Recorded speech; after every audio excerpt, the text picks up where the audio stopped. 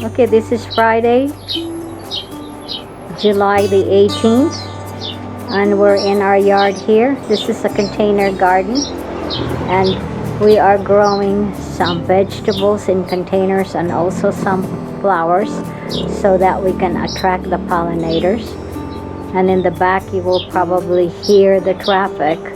There are cars that are next to us up above the hill, and that is because that used to be a service road and now it is a two-way lane.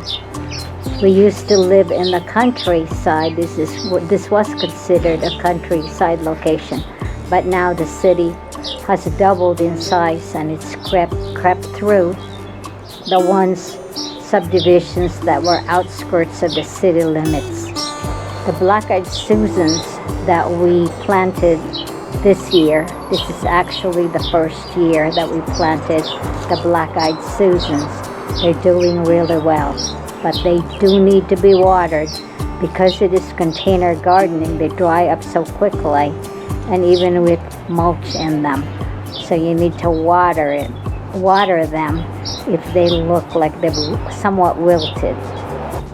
The black-eyed Susan is really attractive to many of the pollinators, which is very useful for this yard because we have squashes as well. We are growing both the regular zucchini squash as well as the crooked neck squash.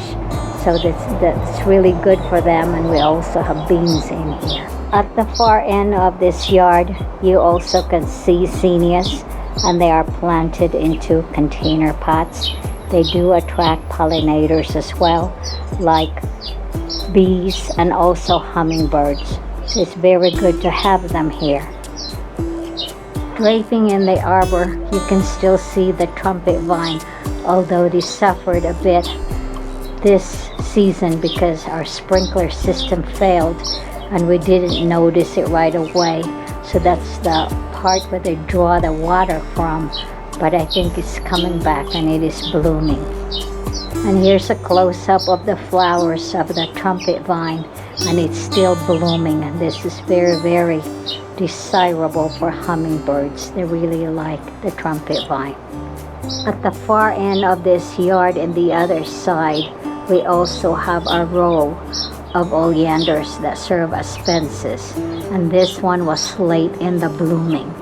Although in our neighborhood the oleanders are no longer blooming for people, here you can see that the oleanders are still in bloom. The oleanders create a lot of colors to this far end of the yard.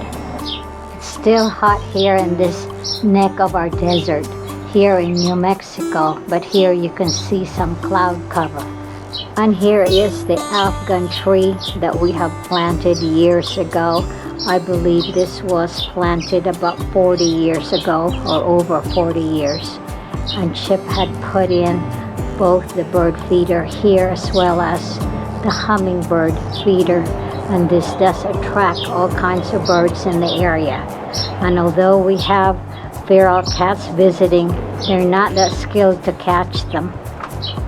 So we do watch the birds here also.